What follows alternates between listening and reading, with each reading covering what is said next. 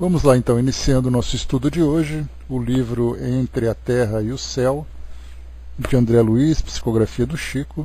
Nós estamos no capítulo número 11, Novos Apontamentos. Fazendo aqui uma recapitulação do que foi visto anteriormente, no nosso capítulo número 10, nós vimos ali Preciosa Conversação, Eulália, Hilário, André Luiz, com a coordenação de irmão Clarencio, estavam na colônia Bênção, Casa da Bênção, junto com Blandina e Dona Mariana. Blandina, então, aquela jovem que cuidava das crianças, e Dona Mariana, que tinha sido a avó de Blandina quando encarnada. Nessa conversa, o objetivo delas era tratar sobre a história de Júlio, o nosso personagem, a nossa personagem, e para conhecer um pouco do passado dele. Mas falando depois de falarem especificamente dele, a conversa acabou se tornando um pouco mais genérica, tratando das crianças no plano espiritual. Então aqui alguns pontos foram importantes que vale a pena a gente recapitular. Então primeiro, Blandina afirmava que o caso de Júlio, apesar dele passar por toda aquela dificuldade que a gente viu, ele tinha sido um suicida na existência anterior, ele tinha tomado um corrosivo, perdeu a voz, depois em seguida ele cometeu suicídio, tudo isso por causa de uma desilusão amorosa. E aí depois, nessa última encarnação, ele desencarnou afogado, ainda durante a infância, e voltou ao plano espiritual apresentando muitas sequelas daquilo que ele viveu nessas duas últimas encarnações. Tanto do afogamento dessa primeira vez, nessa última vez, como também da lesão que ele provocou, mais o afogamento também. E aí então, na conversação com Blandina, perguntaram, ela comentou que o caso de Júlio, apesar desse drama que ele vivia, não era dos mais complicados. E aí Hilário então perguntou se terão muitos casos, muitos exemplos, para poder passar. E ela disse que são muitos os exemplos, principalmente falando da questão da forma como as crianças vivem aqui no mundo físico, e apontando sobre a forma também como elas desencarnam, principalmente chamando a atenção para a questão da negligência dos pais, pela má educação, André, pela má educação que recebem, pela pressão que acabam sofrendo por parte do desequilíbrio dos pais, daqueles que são os educadores, Então traz uma questão importante. Inclusive a gente faz uma conexão com o estudo que nós desenvolvemos do livro Juventude Interrompida, porque é muito comum a gente olhar para aquele livro, que é um livro fantástico, inclusive, que nós estudamos na sala jovem, vermos muitos jovens que desencarnaram precocemente pelo modo como viveram, e nós não consideramos a educação que eles receberam para tomar as decisões que tomaram para provocar essa desencarnação precoce. Então, na verdade, nós temos ali o jovem que desencarnou, por exemplo, por causa do abuso de drogas, por causa de um acidente que provocaram, dirigindo de uma forma inconsequente. Mas o que levou esses jovens a terem esse comportamento nessa fase da idade? Da educação que receberam durante a juventude. Então nós temos ali uma responsabilidade compartilhada, tendo os pais, nesse caso, aquele comprometimento inicial, e depois o espírito tendo ali a sua tendência se manifestando. Bom dia, Sonja, bom dia, Angelina. Esse foi o primeiro ponto que a gente viu, falando aqui sobre a questão dos pais. Que foi colocado também aqui, deixa eu ver mais aqui. Lembra a expressão que eu comentei com vocês, o infanticídio inconsequente e indireto é largamente praticado no mundo, nesse caso falando sobre a responsabilidade dos pais. Pais responsáveis, os adultos de um modo geral, que têm responsabilidade com as crianças. Avançando um pouco mais, falava sobre a desencarnação precoce que acontecia também, porque dependendo da forma como as crianças são educadas, são conduzidas, são tratadas, isso pode fazer com que elas também tenham uma desencarnação antes do tempo, por causa de envenenamento psíquico, envenenamento emocional, por causa da condução né, da vida que é da vida delas, né? Que mais que nós temos aqui? Outro ponto que foi colocado também fala sobre, nesse caso das crianças que retornam ao plano espiritual, trazendo essas sequelas do modo como elas viveram. Foi colocado também aqui que nessa interrupção de reencarnação, isso poderia demorar mais tempo, né? E como ela coloca aqui, aquilo que não se realiza num século pode efetuar-se no outro, né? Falando sobre a dilatação das provas e tarefas que todos deveriam cumprir. Depois ela coloca para nós também aqui, deixa eu ver mais.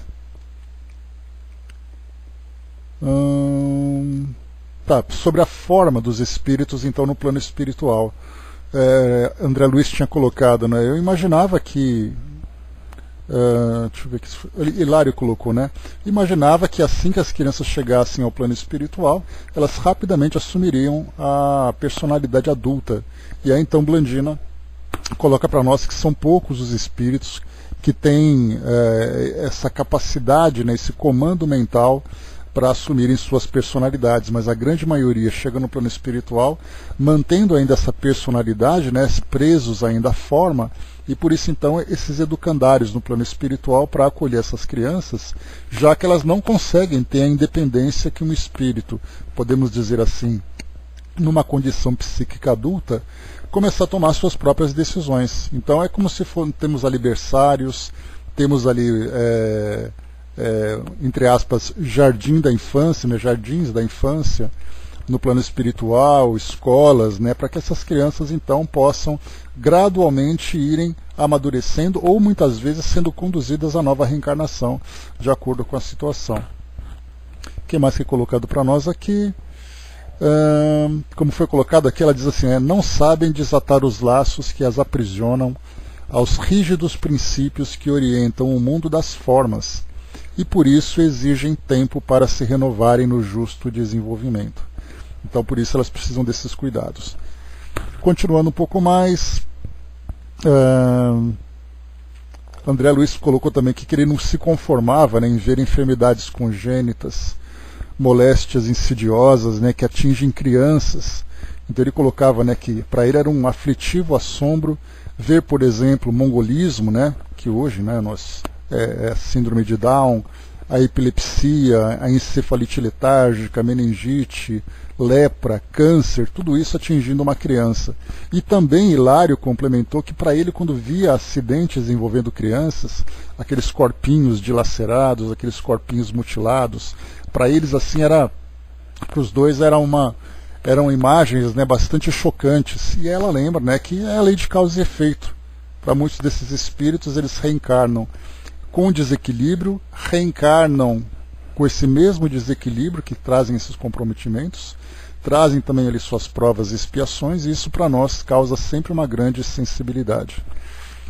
Depois aqui no final, deixa eu ver aqui, depois eles viraram aqui então um pouco do assunto para a vida pessoal dela, e perguntaram, né, por que ela se dedicava, né, tanto, né, às crianças. Aí então mudou aquela psicosfera, né, aquele clima que eles estavam vivendo embora o assunto fosse um assunto denso, eles tratavam ali com uma certa leveza, mas aí então quando fizeram uma pergunta da vida pessoal dela, aquele clima se modificou um pouco, porque então ela começou a lembrar que no passado, né, ela estava desencarnada há 3 anos, e como encarnada ela era casada, mas não podia ter filhos. E aí então ela lembrava, né? Não pude acariciar um filhinho em meus sonhos recentes de mulher, mas hoje sei que preciso reeducar-me no amor de mãe, consoante os débitos que contraí no passado. Sinto grande afeição pelas crianças, contudo tenho igualmente enormes dívidas morais para com elas. E aí, para finalizar, o assunto descambava para um círculo particular, que devia ser sagrado aos nossos olhos. Por isso mesmo, Clarencio fez mudo sinal para mim e a conversação foi canalizada para outro rumo, né? Então esse foi o conteúdo que nós estudamos, muito interessante esse capítulo 10, vale a pena estudar com mais calma, com mais atenção, porque ele traz para nós uma visão das crianças no plano espiritual. A desencarnação, os compromissos daquele espírito imortal, as suas dificuldades, reencarnação e desencarnação, né, com uma série de dificuldades. Então a gente começa, apesar de a gente já ter começado esse capítulo 11, a gente passa aqui de novo ao início, porque é interessante para nós aqui agora que a gente vai conhecer um pouquinho mais sobre a Dona Mariana, né, que era então a avó de Blandina. Mas vamos lá então para a gente não perder tempo. Novos apontamentos. Hilário, aderindo à renovação da palestra, indagou da irmã Blandina se ela era dirigente do parque em que nos achávamos, ao que ela informou com humildade. Não me atribua tanto crédito. Tenho tarefas variadas aqui e alhures, entretanto sou mera servidora. Nosso educandário guarda mais de 2.000 crianças, mas sob os meus cuidados permanecem apenas 12. Somos um grande conjunto de lares, nos quais muitas almas femininas se reajustam para a venerável missão da maternidade, e conosco multidões de meninos encontram abrigo para o desenvolvimento que lhes é necessário, salientando-se que quase todos se destinam ao retorno à Terra para a reintegração no aprendizado que lhes compete. Então a preparação para a reencarnação ainda nessa condição infantil em que eles se encontram no plano espiritual. E a direção central? Inquiriu meu colega esmiuçador. Não reside aqui. O parque é uma das várias dependências do vasto estabelecimento de assistência e educação do qual somos hoje tutelados. No fundo, nossa casa é uma larga escola, dotada em todos os recursos indispensáveis ao nosso aproveitamento. Com melhores processos de habitação espiritual funcionam conosco. Os melhores processos de habilitação espiritual funcionam conosco em benefício dos que vão renascer na carne e dos que se dirigirão mais tarde às esferas superiores. Mas possuem aqui até mesmo os cursos primários de alfabetização? Não estranhem. Partilho com Blandina o estudo das leis divinas para renovar-me em espírito, com vistas ao grande futuro, mas o amor que ainda trago por velhos companheiros de luta humana constrange-me a larga demora em serviço de cooperação na antiga casa de fé religiosa a que me afeiçoei. Né? Aqui no caso é a Dona Mariana que comenta agora. Aliás, ponderou o ministro, sensato o auxílio divino é como o sol. Aliás, ponderou o ministro, sensato, o auxílio divino é como o sol, irradiando-se para todos. As instituições e as almas que se voltam para o Pai Celestial recebem o suprimento de recursos de que necessitam, segundo as possibilidades de recepção que demonstrem. Interessado, porém, nos apontamentos que surgiam cada vez mais valiosos, Hilário indagou: em que base se formará o processo de auxílio nas igrejas? Com o impedimento de nossa comunicação direta, como será possível cooperar em favor dos nossos irmãos católicos romanos? Então aqui o que nós tratamos no nosso encontro anterior nesse trecho é que Dona Mariana, então, ela dizia que ela ainda trazia uma ligação muito forte no serviço de cooperação dentro da igreja, porque ela era católica quando encarnada, e no plano espiritual ela procurava também atuar junto desse meio, né? Por isso que ela coloca aqui para nós. O amor que ainda trago por velhos companheiros de luta humana constrange-me a larga demora em serviço de cooperação na antiga casa de fé religiosa a que me afeiçoei. Né? Então, na igreja onde ela estava vinculada.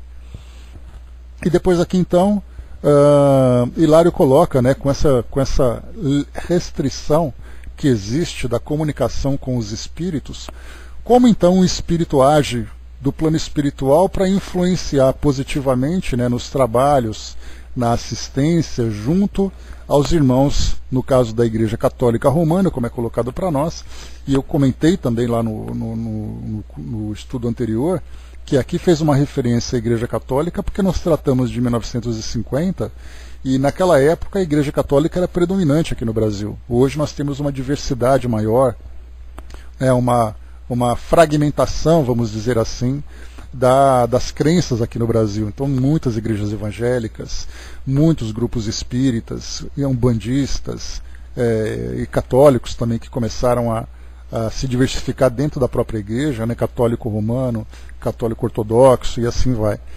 Então, como os espíritos atuam junto a essas comunidades em que as comunicações não são praticadas? André colocou aqui.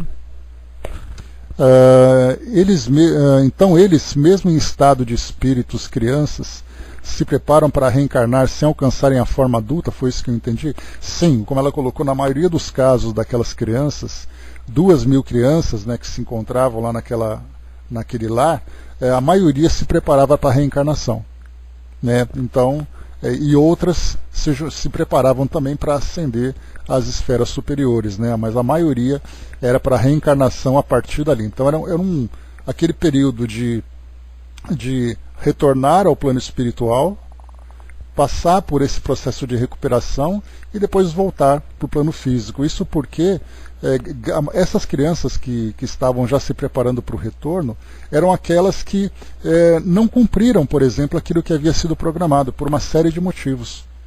Então mantinha a mesma programação e então seria elaborado um novo planejamento para elas, reencarnatório, mas o roteiro já havia sido pré-estabelecido. Então seria praticamente refazer aquilo que foi interrompido. Então por isso que elas voltam, né, reaproveitando já ali uma reencarnação rápida, né, quase que imediata. E continua para nós. Em que base se formará o processo de auxílio nas igrejas? Com o impedimento de nossa comunicação direta, será possível cooperar em favor dos nossos irmãos católicos romanos?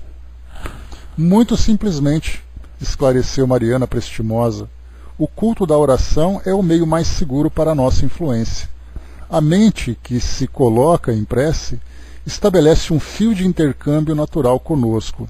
Então, o melhor caminho para essa assistência é através da prece, né? Então, pela influência, pela intuição, não de uma forma direta, como é o caso da mediunidade. E quando acontece também é de uma forma muito, muito isolada e muito restrita, né? Diferentemente no caso da doutrina espírita, em que nós temos a presença dos espíritos constantemente entre nós, se não de uma forma indireta, através da intuição, através da inspiração, de uma forma direta através das comunicações mediúnicas. Mas não de maneira ostensiva, alegou o nosso companheiro estudioso. Pelo pensamento, explicou a interlocutora respeitável, a intuição beneficia em toda parte, e quanto mais alto é o teor de qualidades nobres da criatura, mais ampla é a zona lúcida de que se serve para registrar o socorro espiritual. O culto público, no caso as missas, os cultos, né, indiscutivelmente, qual vem sendo levado a efeito nos tempos modernos, não favorece o contato das forças superiores com a mente popular. Os interesses rasteiros, conduzidos à igreja, constituem sólido entrave contra o auxílio celeste. E a preocupação de riqueza e pompa, quase sempre mantida pelo sacerdócio nos ofícios, utiliza por vezes os nossos melhores esforços, inutiliza por vezes os nossos melhores esforços, porque enquanto a atenção da alma se prende a exterioridades, as forças contrárias ao bem e à luz encontram dificuldades positivas para a cultura do fanatismo e da discórdia. Ainda assim, superando tais obstáculos, é sempre possível algo fazer em benefício do próximo. Durante a missa, por exemplo, prosseguiu Hilário observador, é viável o seu trabalho de cooperação? Mariana fixou uma expressão facial de bom humor e aduziu. Somos grandes falanges de aprendizes da fraternidade em ação. Por mais desagradáveis que se nos mostrem os quadros de luta, a nossa obrigação é servir. Fim da ligeira pausa, continuou. Quando a missa obedece à pura convenção social, funcionando como exibição de vaidade ou poder, a nossa colaboração resulta invariavelmente nula. E sorrindo, que teríamos a fazer num ato bajulatório em que os devotos da fortuna material ou da perversidade incensam a desregrada conduta de pessoas inescrupulosas? Há missas solenes de congregação a políticos astuciosos e há magnatas do ouro, que em verdade são reais sacrilégios em nome do Cristo. Por outro lado, há missas de almas que constituem escárnio à dor dos que foram recolhidos pela morte, quais as que são mandadas celebrar por parentes ambiciosos e, por vezes, até mesmo se alegram com a ausência do morto, ávidos que se mostram de lhe espilharem os despojos na corrida a testamentos e cartórios. Essas missas, fortemente adubadas a dinheiro, estão para eles tão frias como os túmulos em que se lhes asilou a carne desfigurada. Mas, se o ato religioso é simples, partilhado por mentes e corações sinceros, inclinados à caridade evangélica e centralizados na luz da oração, com os melhores sentimentos que possuem, o culto se reveste de grande valor, pelas vibrações de paz e carinho que arremessa na direção daquele a quem é endereçado. Frequentemente as missas humildes, realizadas aos primeiros cânticos da manhã, são as mais favoráveis ao nosso concurso. Podemos, com mais segurança, articular as possibilidades ao nosso alcance e ambientá-las a benefício daqueles que esperam de nós o amparo necessário. Bom dia, Flávio. Então aqui o que nós vimos também no encontro anterior, nesse trecho, então ela falava que, sendo católica, ela tinha uma ligação mais próxima com a comunidade com a qual ela estava vinculada, né, na sua última encarnação. Em especial na igreja, não era aquela atuação na comunidade católica, mas naquele grupo onde ela frequentava, naquela cidade, naquela igreja e tudo mais. E aí então toda essa conversação girou em torno da forma como os espíritos atuam nesses grupos, através da intuição, e aí depois, além dessa ideia da intuição, principalmente naquele momento da oração, a pergunta era, todos eram acessíveis? E também, era fácil acessar essas mentes que se encontravam ali concentradas dentro daquela igreja? E aí então ela explica para nós sobre as facilidades e as dificuldades, principalmente que nessas reuniões religiosas, uma grande maioria acaba sendo superficial, porque as pessoas vão cumprir um protocolo social, vão por conveniência, sem se beneficiarem da importância daquele culto, da importância daquela conexão com o plano espiritual. Bom dia, mami. Então, dessa ligação. Então, o que ela coloca para nós é que, quando é um culto sincero, um culto humilde, um culto simples, o acesso é muito mais fácil. E aí, então, como eu comentei com vocês, nós podemos estender também essa mesma orientação para aquilo que acontece dentro das casas espíritas. Qual é exatamente a facilidade, quais as facilidades e quais as dificuldades que os espíritos que atuam dentro dos centros espíritas encontram com os encarnados que lá estão, por exemplo, para assistir a uma palestra pública ou para participarem de um trabalho. Vão por obrigação, vão apenas por uma necessidade imediata, sem considerar todo o benefício que pode ser oferecido pela instituição, pela continuidade também do estudo, do trabalho que está sendo feito.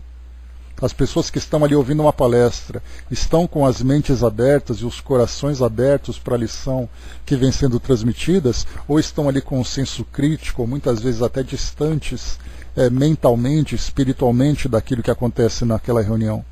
Então, tudo isso é observado nessas comunidades espirituais, nessas comunidades religiosas, em que se juntam e esperam contar com a assistência do plano espiritual, mas nem sempre se colocam à disposição desse benefício. Vimos também aqui a facilidade que é quando participamos de estudos logo nas primeiras horas da manhã, porque assim as nossas preocupações do dia a dia não vieram nos envolver, então nossa mente está um pouco mais leve, um pouco mais tranquila, e isso toca muito o nosso trabalho, né? Todos os dias de manhã nós estamos aqui fazendo o nosso estudo, né? Acordamos, fazemos ali as nossas primeiras... organizamos a nossa vida logo no início, participamos do estudo, depois nós temos o dia todo para resolver as coisas, né? Resolver as coisas ou criar outras coisas problemáticas muitas vezes. Então para nós também esse benefício, né? A mente fresca, o coração tranquilo, sereno, vamos estudar. Depois vem ali a nossa rotina. Continua. Hilário pensou alguns instantes, valendo-se do intervalo que surgira na conversação, e obtemperou. Possuímos nas igrejas a questão do patrocínio. Imaginemos que determinado templo foi erguido à memória de Geraldo Magela. Isso expressa uma obrigação para o grande místico europeu? Né? Então, deixa eu rapidinho aqui, vou só pegar aqui o histórico do Geraldo Magela.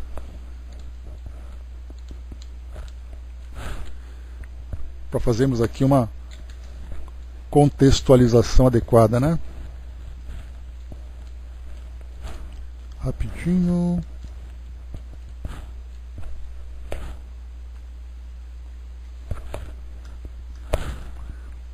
Falou aqui então Geraldo Magela.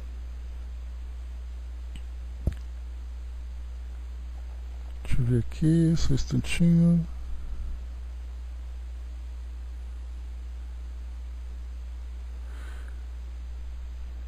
Não, aqui o que é colocado...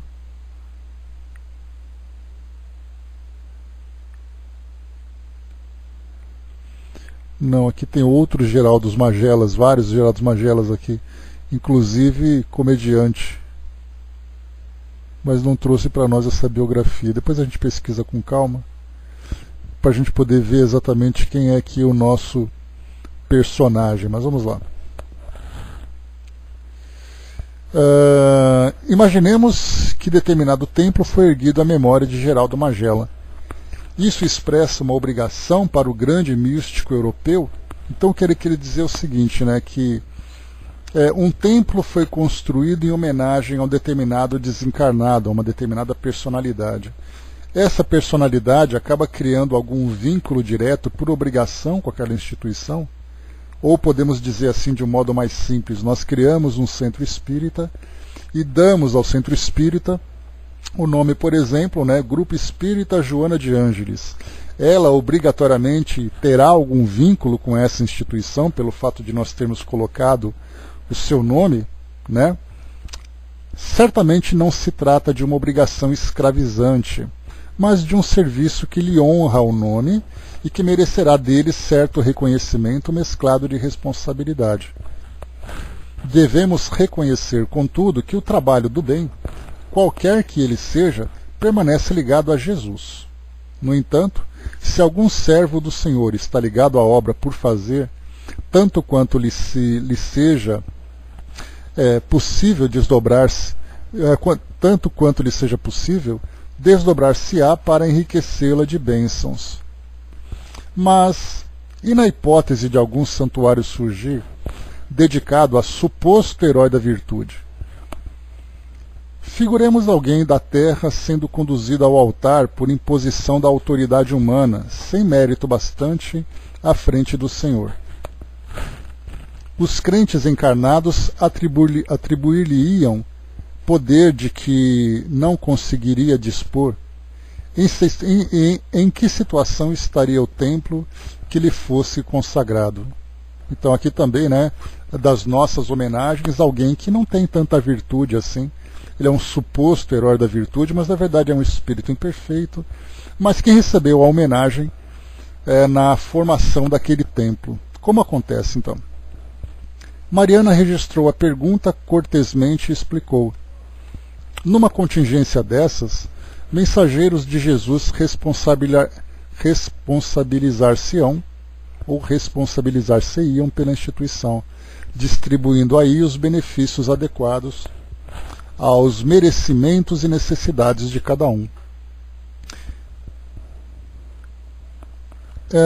E o tipo de assistência é de renovação espiritual ou de mero socorro aos crentes encarnados? Então, o que nós vimos anteriormente é que, no caso daquela instituição que é erguida em homenagem a alguém que não tem uma competência virtual, uma competência de virtude para ser realmente o mentor daquela instituição, aí é colocado para nós então que outros espíritos assumem a responsabilidade desde que a instituição irradia as virtudes, né, dos seus participantes, aquela instituição em que realmente o trabalho é sincero, dos seus participantes e dos seus frequentadores. Então, se nós colocamos o nome de um centro espírita, de um encarnado conhecido, que para nós, vamos pegar, por exemplo, no meio espírita, um médium conhecido, que nós atribuímos a ele virtudes que ele ainda não possui. Mas o nome está lá na frente do centro espírita, todo mundo conhece por aquele nome.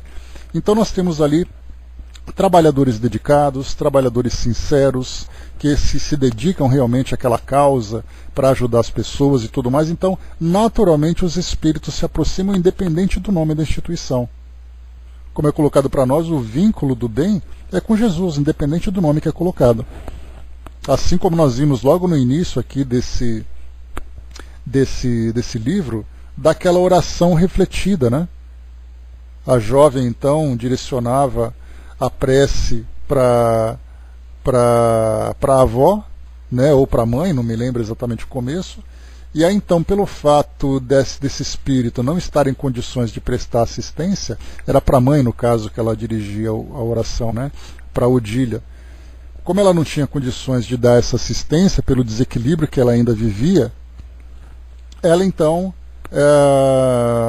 foi acolhida por esse grupo, que no caso coordenado por irmão Clarencio, para ajudar, né, na necessidade dela. Então, se a prece não é acolhida por um espírito, ela é por outro, né, ela jamais é desperdiçada.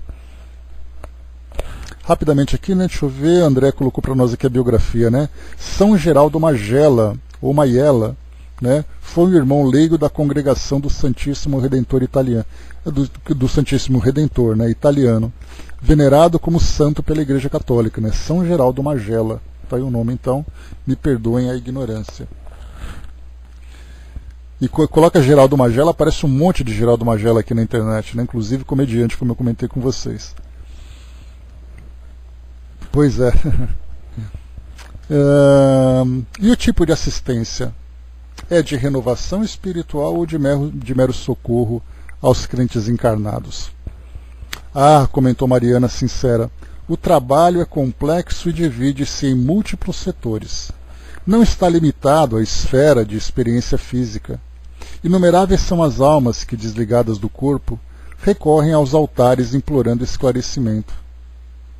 Outras, depois da morte, confiam-se a desequilibradas emoções, invocando a proteção dos espíritos santificados. É preciso corrigir aqui e ajudar além. Agora devemos injetar um pensamento reconstrutivo nessa ou naquela mente extraviada. Depois, é imprescindível harmonizar circunstâncias em favor desse ou daquele necessitado. A maioria das pessoas aceita a religião, mas não se preocupa em praticá-la. Daí nasce o terrível aumento das aflições e dos enigmas. A lógica de Mariana encantava-nos. Hilário, porém, prosseguiu indagando o perscrutador. Mas, apesar de consciente da verdade, da separação do veículo físico, que a separação do veículo físico nos impõe, acredita a irmã que a organização católica é suficiente para conduzir o mundo moderno? Ela sorriu com tristeza e redarguiu. Meu amigo, entre cooperar e aprovar, há sensível diferença. A sociedade ajuda a criança sem infantilizar-se. As igrejas nascidas do cristianismo caminham para a grande renovação. O processo assim exige, o progresso assim exige. As ideias de céu e inferno e os excessos de natureza política na hierarquia eclesiástica estabeleceram grandes perturbações para a alma popular. Entretanto, cabe-nos cooperar às religiões considerar as religiões que envelhecem como frutos fortemente amadurecidos. A polpa, alterada pelo tempo, deve ser colocada à margem. Contudo, as sementes são indispensáveis à produção do futuro. Auxiliemos as igrejas antigas em vez de acusá-las. Todos somos filhos do Pai Celestial, e onde houver o mínimo germe de cristianismo, aí surgirão recursos de recuperação do homem e da coletividade para o Cristo nosso Senhor. A conversação era fascinante e as perguntas pareciam brilhar ainda nos olhos de Hilário, maravilhado tanto quanto nós ante as elucidações que recebia, mas a hora esgotara-se. Um sinal de Clarencio fez-nos sentir que havíamos alcançado o momento da volta. Então, como todo bom aprendiz, né, perguntas não faltam para esse caso, né? E o interessante é quando a gente começa a perceber essa renovação que vai acontecendo. No caso, por exemplo, da Igreja Católica, claro, né, quem somos nós para falarmos da Igreja Católica se nós não somos seguidores dela? Mas analisando a instituição, nós percebemos que conforme as lideranças vão se renovando, as gerações vão se sucedendo, nós percebemos que as práticas, né, e a filosofia adotada na instituição, ela vai se modificando, se adequando ao tempo. Quando nós pegamos, por exemplo, um Papa que foi na época, né, 1950, quando ela fez esse comentário, e hoje o Papa Francisco, que é o atual, nós temos uma mudança de mentalidade significativa. Então, essas lideranças vão se modificando, conduzindo a igreja por outros caminhos. E acabam também enfrentando, né, a própria evasão, acabam enfrentando novos desafios morais, desafios políticos, inclusive, né? Aqueles que são os assessores também vão se renovando. Então, é um progresso natural das instituições e também dos próprios seguidores.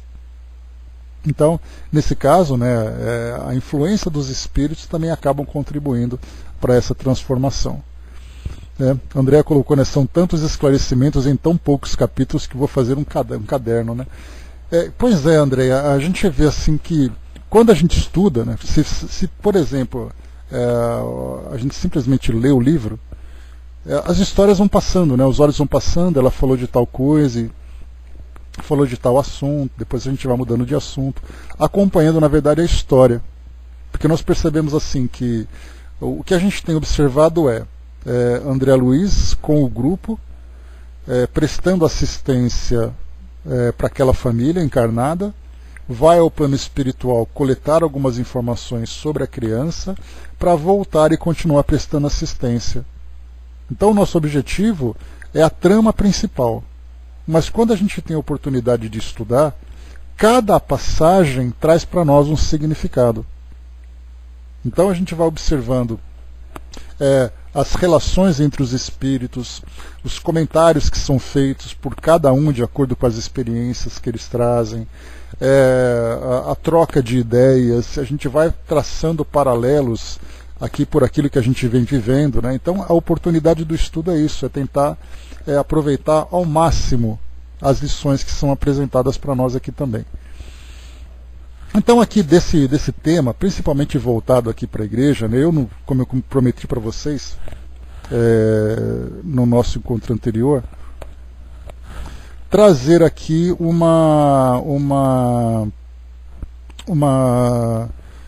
mais informações para as nossas pesquisas, né? Então, claro, eu fui até lá no nosso livro Novas Utopias, né, que eu já comentei com vocês sobre esse tema. O Novas Utopias, ele é um livro psicografado, né? Deixa eu pegar para vocês aqui direitinho, né, a introdução. Então nós temos aqui, né, é um livro que foi publicado pelo médium Carlos Pereira,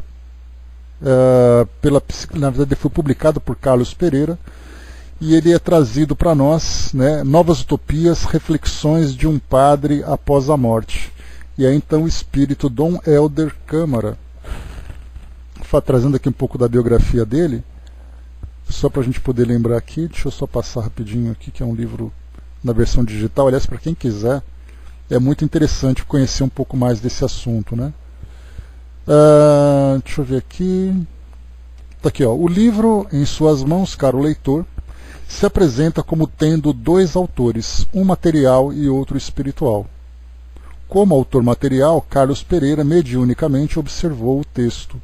Como autor espiritual, as mensagens brotam do espírito Dom Helder Câmara, que de 1964 a 1985, portanto aqui 21 anos, foi arcebispo de Olinda e Recife, Pernambuco. Vejo este livro como um fenômeno que manifesta um dos mistérios da existência do ser humano, inserido neste maravilhoso mundo, expressão de nosso Deus, Pai, Criador Universal. Aí depois continua aqui para nós. Deixa eu só trazer para vocês aqui algumas perguntas apresentadas aqui. Deixa eu ver rapidamente, porque o Dom Helder Câmara ele responde algumas questões importantes, né? Porque é um livro, na verdade, de entrevistas. Então são muitas perguntas que são feitas para ele a respeito das experiências dele, né? Então, por exemplo, entrevista com o Dom Helder Câmara realizada pelos editores. Então aqui, vida espiritual. Primeira pergunta, olha só que interessante, né? Porque a gente falava de Dona Mariana como estando no plano espiritual ainda vinculada à igreja. Porque na nossa ideia quer dizer, cada vez que você desencarna e você toma consciência dessa nova realidade, a ideia a princípio, né, na simplicidade dos nossos pensamentos, é que o espírito rapidamente se desprende daquelas crenças equivocadas. No caso de Dona Mariana, por exemplo, ela trazia uma afeição muito grande com a comunidade onde ela se encontrava vinculada, né, na casa de fé onde ela estava vinculada. Então ela continuava sendo católica, vamos dizer assim, atuando diretamente, apesar de ter toda a consciência. Então há aqueles espíritos que têm consciência da nova realidade, mas têm uma ligação espiritual, uma ligação afetiva com a antiga escola, ou com a escola que frequentava, então ele continua ali atuando. Há aqueles espíritos que continuam sendo de determinada religião, mesmo estando desencarnados, sem terem consciência dessa nova realidade. Então aqui na primeira pergunta, logo desse livro, é feita a pergunta então: Dom Helder, mesmo na vida espiritual, o senhor se sente um padre?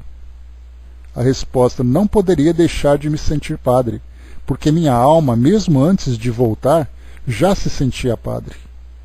Ao deixar a existência no corpo físico, continuo como padre porque penso e ajo como padre.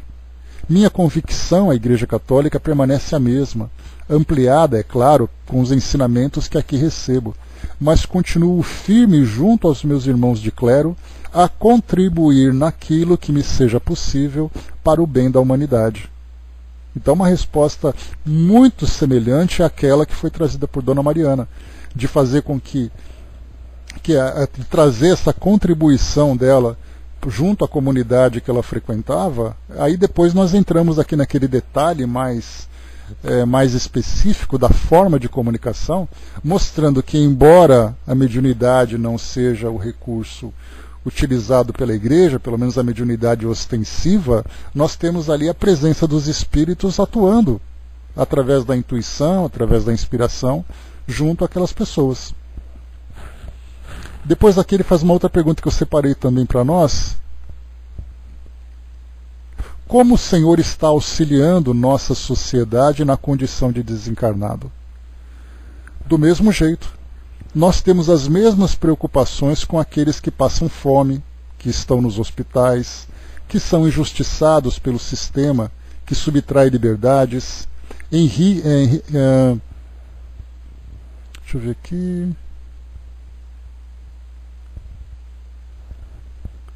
Enriquece a poucos e coloca na pobreza e na miséria muitos, todos aqueles desvalidos da sorte.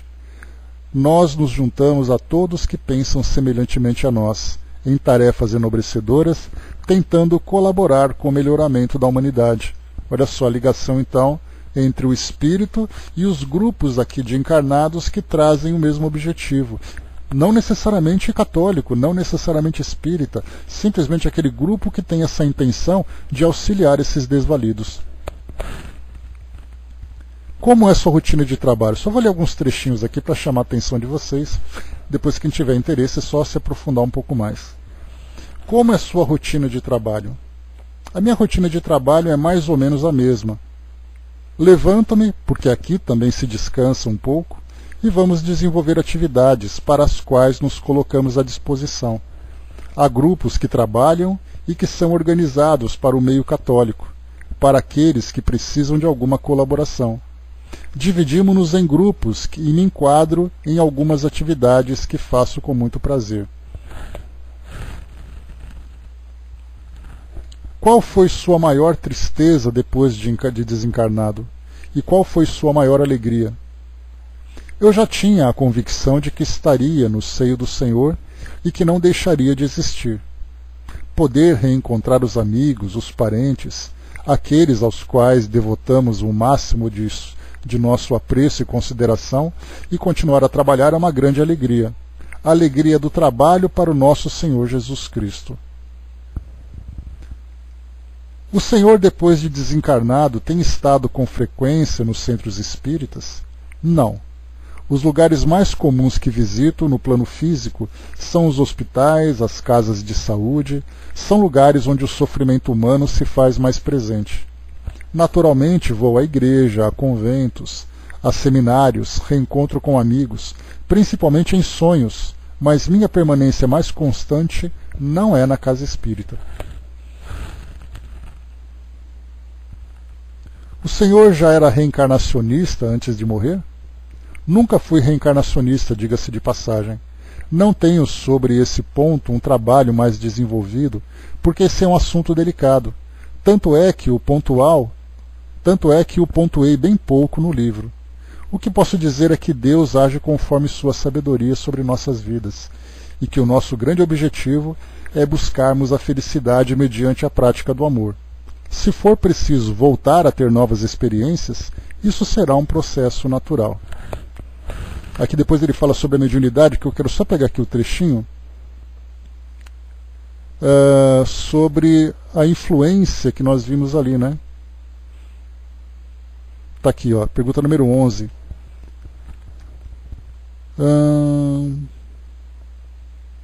Deixa eu ver aqui. Aqui ele fala sobre padres, o médium.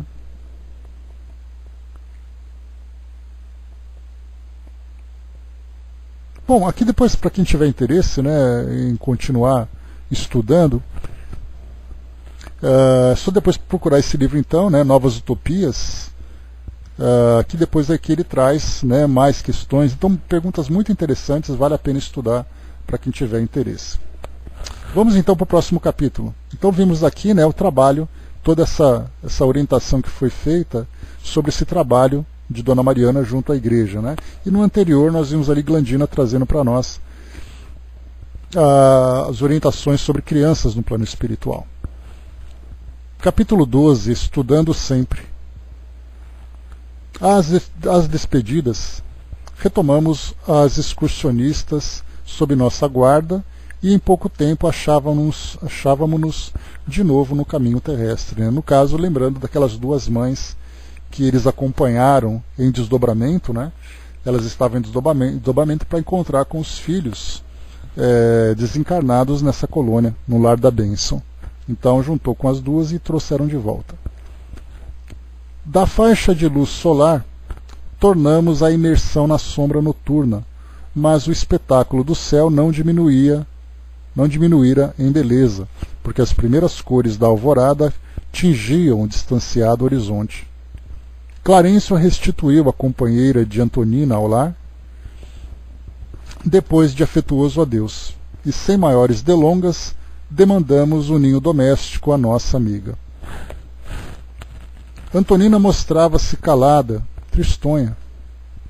Dirceia teimava em permanecer para sempre junto do menino que a precedera na longa viagem da morte. Todavia, em penetrando o estreito santuário familiar, dirigiu-se apressadamente ao quarto, de coração novamente atraído para os outros filhinhos. O ministro paternal fê-la deitar-se e aplicou-lhe recursos magnéticos sobre os centros corticais. A mãezinha de Marcos demonstrou experimentar leve e doce vertigem.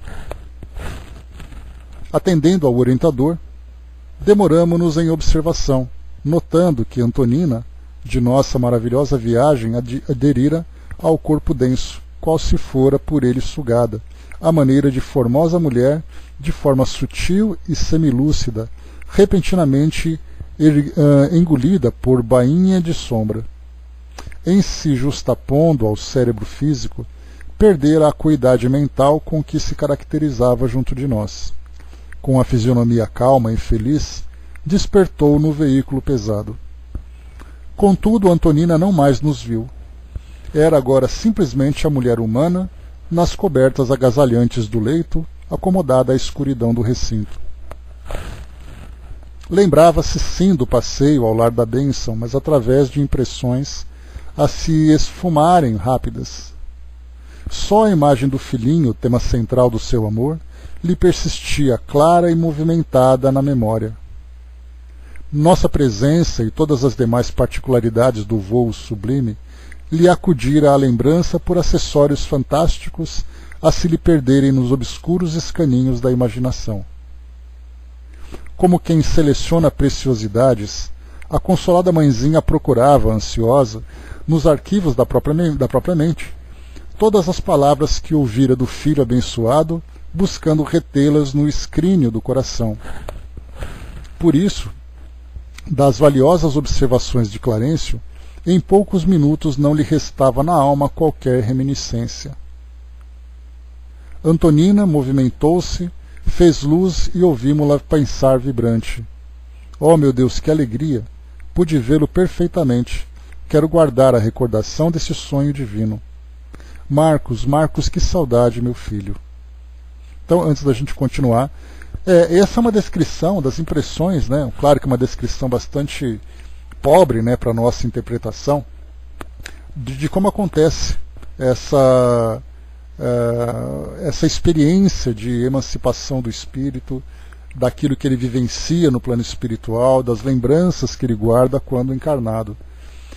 No Livro dos Espíritos, nós temos ali aquele capítulo sobre sono e sonhos, e aí então os espíritos dizem que, né, todos nós temos essa liberdade de desprendimento do plano espiritual, cada um sendo atraído para o ambiente, para os assuntos do seu interesse, e que para nós os sonhos, embora interpretados, né, como fruto da imaginação, eles também são fragmentos, né, de experiências que o espírito vivenciou durante esse período de emancipação. Assim como também, né, quando nós estudamos aqueles 3 aspectos do sonho. Primeiro pode ser a experiência dos espíritos, segundo podem ser impressões da sua rotina, do seu dia a dia, do seu cotidiano, como também pode ser manifestações através de imagens de conflitos que os espíritos, que cada indivíduo traz, né? Freud estuda bastante sobre isso. Então o sonho tem essas 3 características. Como nós temos muito mais apego às questões da imaginação e dos conflitos que nós vivemos, é muito natural que nós ignoremos aquilo que foi vivido durante as experiências de emancipação. Então, como ela guarda aqui para nós, esse trecho que nós vemos agora, mostra mais ou menos ela tentando reorganizar as ideias, tentando guardar aquelas imagens que foram mais marcantes, aquela sensação que ficou durante esse período de emancipação, e que para ela pode ter sido apenas um sonho, mas foi um sonho gratificante, né? Porque nem sempre aqueles que vivem essa emancipação guardam imagens claras da experiência que foi vivida. Por isso ela colocou, né, como quem seleciona preciosidades, a consolada mãezinha procurava ansiosa, nos arquivos da própria mente, todas as palavras que ouvira do filho abençoado, buscando retê-las no escrínio do coração. Por isso, das valiosas observações de Clarencio, em poucos minutos não lhes restava na alma qualquer reminiscência. Então não se guarda as imagens, mas se guarda as impressões. Então fica ali aquela sensação de conforto, muitas vezes sensação de medo, né, dependendo da experiência que o espírito vivenciou. André colocou, né? Se todos nós fizéssemos esses passeios com essa calma e nos lembrássemos, seria tão bom, né? O problema é que não sabemos onde vamos exatamente. Ainda bem, né? É uma questão de disciplina, né, André? A gente fala ainda bem que não sabe, mas ainda bem que a gente sabe, né? Se souber direcionar bem esses esforços, né? De transformação, de equilíbrio, a gente acaba naturalmente vivendo experiências positivas. Então ela lembrou aqui, né, da saudade do filho Marcos, porque lembrando que Marcos era filho dela, né? Júlio era de Odília, que foi ali o objetivo da excursão que eles fizeram até aquela colônia. O ministro abeirou-se dela, acariciou-lhe a cabeça como se a envolvesse em fluidos calmantes, e a simpática senhora restabeleceu a sombra no recinto. Abraçando a caçula, que repousava ao seu lado, novamente dormiu. Nossa amiga não poderá guardar positivas recordações, informou Clarencio com atenção. Mas por quê? Indagou Hilário admirado. Raros espíritos estão habilitados a viver na Terra com as visões da vida eterna. A penumbra interior é o clima que lhes é necessário. A exata lembrança, para ela, redundaria em saudade mortal. Como isso é lamentável, alegou o meu companheiro penalizado. O ministro, todavia, explicou paciente. Cada estágio na vida se caracteriza por finalidades especiais. O mel é saboroso néctar para a criança, mas não deve ser ministrado indiscriminadamente.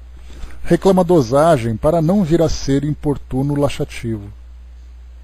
O contato com o reino espiritual, enquanto nos demoramos no envoltório terrestre, não pode ser dilatado em toda a extensão para que nossa alma não afrouxe o interesse em lutar dignamente até o fim do corpo. Antonina lembrar-se-á de nossa excursão, mas de modo vago, como quem traz no campo vivo da alma um belo quadro de abatidos contornos. Recordar-se-á, porém, do filhinho mais vivamente, o bastante para sentir-se reconfortada e convicta de que Marcos a espera na vida maior. Semelhante certeza ser-lhe-á doce alimento ao coração. O silêncio passou a dominar o recinto, mas Clarencio quebrou-o quase de imediato, convidando-nos a socorrer o velhinho que nos aguardava. Dormitava o ancião numa velha cadeira. Será sono? Perguntou Hilário, mais novo que eu na vida do além. Sim, confirmou o instrutor benevolente. Na fase em que se encontra, Leonardo subordina-se a todos os fenômenos da existência vulgar. Não prescinde assim do repouso para refazer-se. Examinamo-lo mais detidamente. Então, só para lembrar aqui, né, que Aurélio tinha sido, então, era o avô de Antonina, e ele tinha sido um soldado na Guerra do Paraguai.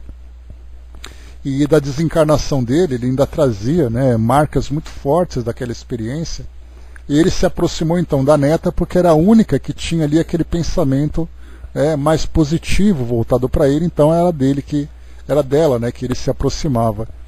E enquanto a Antonina fazia essa excursão ao lar da bênção, o espírito então ficou na casa, né, sob a orientação de Clarencio, chamando, né, ele à responsabilidade, dizendo, né, enquanto nós estamos fora, você fica aqui cuidando das crianças. E ele se sentiu muito bem com essa responsabilidade que foi atribuída. Mas aqui ele continuava como um espírito ainda muito ligado ao corpo físico, muito ligado ao mundo físico, né? E como foi colocado aqui, explicado por Clarencio, ele continua sentindo ainda os efeitos, né, dos fenômenos da existência vulgar. Então, fome, sede, sono, dor. Então é muito comum nos espíritos nessa fase, né, nesse estágio de evolução no plano espiritual, ou de adaptação no plano espiritual. Examinamo-lo mais detidamente. Sem dúvida, o ancião trazia um veículo semelhante ao fosso. Semelhante a... deixa eu ver aqui. Está o fosso aqui, mas não sei se é bem isso. Segundo os princípios organogênicos que presidem a constituição do corpo espiritual. Contudo, mostrava-se tão pesado e tão denso... então está errado aqui, ó. Sem dúvida, o ancião trazia um veículo semelhante ao nosso, segundo os princípios organogênicos que presidem a constituição do corpo espiritual. Contudo, mostrava-se tão pesado e tão denso como se ainda envergasse a túnica de carne. Deixei a Hilário os pruridos de curiosidade que em outro tempo me assinalavam o Dinopino. Engraçado aqui, André Luiz, então, ele comenta que, deixando para Hilário, né, aquelas perguntas mais pueris, aquelas perguntas mais superficiais, porque ele mesmo já foi assim naquele começo, né, de trazer aquelas perguntas típicas de principiante, né, de um jovem aprendiz curioso. Então, deixou para ele, mas certamente André Luiz estava se corroendo por dentro para fazer aquele monte de perguntas, né? Após lhe observar o aspecto desagradável, meu colega inquiriu sobre as razões de tal obscurecimento. O ministro não se fez rogado e explicou. O psicossoma, só para a gente lembrar aqui, psicossoma, tem aqui uma nota de rodapé, do grego psique, alma, espírito, e soma, corpo. Então, o psicossoma, ou o perispírito, da definição espírita, não é idêntico de maneira absoluta em todos nós, assim como na realidade não existem dois corpos físicos totalmente iguais. Cada criatura vive num carro celular diferente, apesar das peças semelhantes impostas pela lei das formas. No veículo de matéria densa, sofre a alma encarnada os efeitos da herança recolhida dos pais. Entretanto, na essência, a lei da herança funciona invariavelmente do indivíduo para ele mesmo. Detemos tão somente o que seja exclusivamente nosso e aquilo que buscamos. Renascemos na Terra junto daqueles que se afinam com o nosso modo de ser. Dipsômano não adquire o hábito desregrado dos pais, mas sim quase sempre ele mesmo já se confiava ao vício do álcool antes de renascer. E há beberrões desencarnados que se aderem àqueles que se fazem instrumentos deles próprios. E imprimindo grave entono à voz, ponderou: a hereditariedade é dirigida por princípios de natureza espiritual. Se os filhos encontram os pais de que precisam, os pais recebem da vida os filhos que procuram. Lembrei-me repentinamente de alguns dos grandes gênios da humanidade que produziram filhos monstruosos ou medíocres.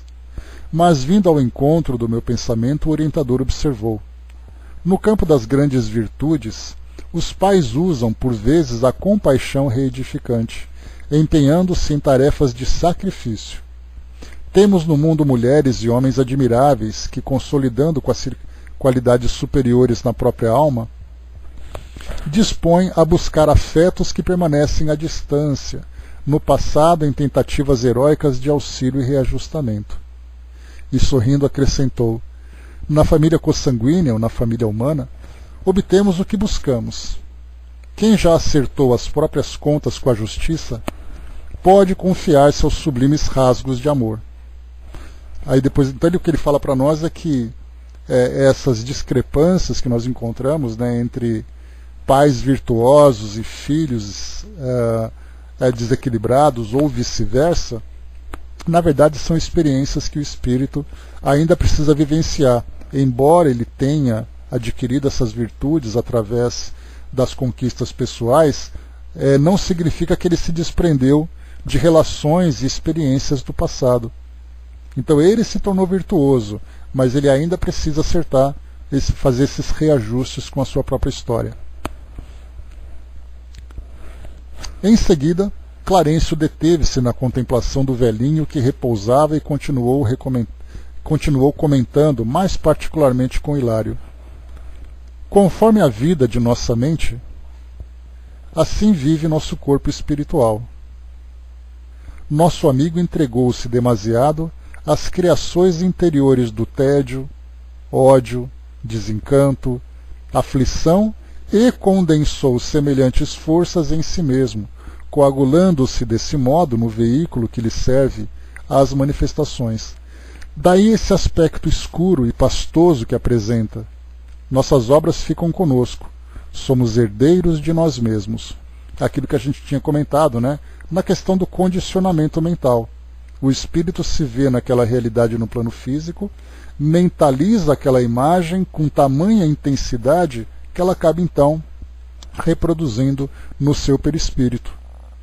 Então, essa força mental é o que imprime no perispírito determinadas características. Mas e se nosso irmão trabalhasse? Se depois da morte procurasse conjugar o verbo servir? Inquiriu meu colega preocupado. Indiscutivelmente o trabalho renova qualquer posição mental, gerando novos motivos de elevação e novos fatores de auxílio. O serviço estabelece caminhos outros que realmente funcionam como recursos de libertação. Por isso mesmo, o constante apelo do Senhor à ação e à fraternidade se estende junto de nós diariamente através de 1000 modos. Todavia, quando não nos devotamos ao trabalho, enquanto nos demoramos na vestimenta terrestre, mais difícil se faz para nós a superação dos obstáculos mentais, porque a indolência trazida do mundo é tóxico cristalizante de nossas ideias, fixando-as por vezes durante tempo indefinível. Se pretendemos possuir um psicossoma sutilizado capaz de reter a luz dos nossos melhores ideais, é imprescindível descondensá-lo pela sublimação incessante de nossa mente, que precisará então centralizar-se no esforço infatigável do bem. É para esse fim que o Pai Celestial nos concede a dor e a luta, a provação e o sofrimento, únicos elementos reparadores suscetíveis de produzir em nós o reajuste necessário quando nos pomos em desacordo com a lei. Então ele coloca aqui para nós dor e a luta, provação e sofrimento. Os únicos elementos reparadores suscetíveis de produzir em nós o reajuste necessário quando nos pomos em desacordo com a lei. Então ele está dizendo para nós que, infelizmente, no estágio em que nós nos encontramos, somente essas impressões dolorosas, negativas, são capazes de trazer para nós alguma repercussão. Porque, do contrário, a gente acaba sempre tendendo para aquelas nossas imperfeições morais. Então, se nós temos aqui uma vida tranquila, em vez de nós aproveitarmos essa tranquilidade para melhorarmos cada vez mais, a gente acaba relaxando porque não precisa fazer nenhum esforço. Então, somente através desses estímulos dolorosos nós saímos da nossa posição cômoda, desse comodismo que infelizmente acaba sendo para nós, trazendo para nós um grande prejuízo, para essa transformação. Então, aquela máxima que nós temos dentro da doutrina, que nós evoluímos pelo amor ou pela dor, a gente pode colocar que na nossa mente nós temos 5% de possibilidades de nos mobilizarmos pelo amor e 95% pela dor. Então, infelizmente, nós ainda trazemos essa resistência, de queremos melhorar. As impressões do mundo físico para nós são ainda muito marcantes. Nós sentimos prazer em estar no mundo físico. Só que estarmos aqui no mundo físico em desacordo com essa lei, infelizmente acaba provocando em nós desequilíbrios que precisam ser reparados. E essa reparação vem através da dor. Da dor e da luta, Não quer dizer que seja sempre sofrimento, porque muitas vezes nós somos estimulados pelas experiências da vida a sairmos dessa posição de conforto, que nós temos, sempre buscando ali soluções para as nossas necessidades. É o caso, por exemplo, de alguém que tem ali uma vida improdutiva e as necessidades de sobrevivência vêm fazer com que ele se mobilize. Então ele vai ter que sair, ele vai ter que trabalhar, ele vai ter que se esforçar, vai ter que mudar o seu pensamento, porque do contrário ele vai simplesmente definhar, vai passar fome, ele vai acabar morrendo, na verdade, Então ele trabalha muito mais pela obrigação do que pelo prazer. Para muitos, infelizmente, ainda é assim. Então a posição em que nós reencarnamos, com determinadas necessidades, no caso também de doenças, por exemplo, que trazem para nós limitações no nosso corpo, uma doença metabólica, cardíaca, motora, neurológica, qualquer coisa assim, é a forma como nós somos estimulados a buscar a disciplina que é tão necessária. Então tudo para nós é ou através da dor ou através de lutas. Né? Então temos ali que ficar o tempo todo sendo mobilizados para não cair nessa acomodação. E continua. Lá fora, porém, as aves matutinas anunciam um novo dia. A tênue claridade da manhã penetrava o recinto. Clarencio lembrou que, para socorrer o ancião ensandecido, não dispensaríamos algum trabalho de análise da mente, e porque semelhante serviço demandaria talvez a cooperação de companheiros encarnados, que não deviam ser incomodados na paisagem diurna, o ministro convocou-nos à retirada. O prosseguimento da tarefa assistencial desse modo foi marcado para a noite seguinte. Então ele fala aqui que, para o caso dessa nossa personagem, o recurso para poder ajudá-lo seria através da incorporação na mediunidade. Então precisaria ser levado a uma instituição através da incorporação para poder ser esclarecido. Por isso que ele coloca para nós: para socorrer o ancião ensandecido, não dispensaríamos algum trabalho de análise da mente, e porque semelhante serviço demandaria talvez a cooperação de companheiros encarnados, que não deveriam ser incomodados na paisagem diurna, então eles marcariam para a noite, né? Porque durante o dia trabalhando com as suas atividades e tal. Então esse espírito seria ajudado através da incorporação.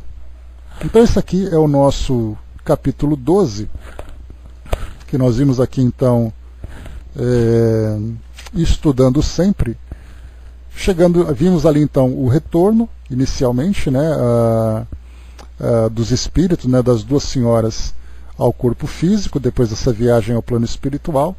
Vimos aqui também, né, a forma como ela processava essas lembranças e essas emoções, né, essas impressões de modo geral, que ela acabou colhendo do plano espiritual, o que ela poderia guardar, o que não poderia, por que a lembrança não ficaria clara e tudo mais. E depois analisamos aqui agora, mudando um pouco o foco, indo aqui agora para o Leonardo, né, esse senhor que se encontrava aqui nessa situação de dificuldade ainda. E o próximo capítulo, capítulo 13, tem exatamente esse título: Análise Mental. Quando eles então à noite estariam ali trabalhando com esse espírito para prestar a assistência de que ele necessitava. Então, encerrando por aqui, meus amigos, o nosso estudo de hoje. Vimos então esses dois capítulos, né, aproveitando aqui esses ensinamentos que foram apresentados.